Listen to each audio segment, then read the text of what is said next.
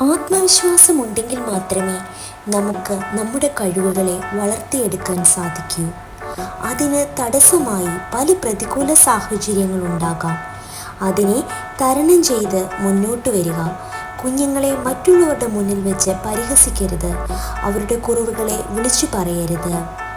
കുഞ്ഞു മനസ്സ് വേദനിക്കാൻ മാതാപിതാക്കൾ കാരണമാകരുത്. അത് അവരുടെ ആത്മവിശ്വാസം കളയുകയേ ഉള്ളൂ. കുഞ്ഞുമക്കളുടെ കുറവുകളെ ക്ഷമയോടെ വേണം പരിഹരിക്കാൻ. അവരെ മറ്റു കുട്ടികളുമായി ഒരിക്കലും താരതമ്യം ചെയ്യരുത്. ചെറുപ്പത്തിൽ നമ്മൾ എങ്ങനെയാണോ അതുപോലെയാവും അവരുടെ മനസ്സ് എന്ന് നമ്മൾ മനസ്സിലാക്കണം. മുതിർന്നവർ ചെയ്യുന്നതാണ് കുട്ടികൾ എപ്പോഴും പാഠമാക്കാൻ ശ്രമിക്കുക.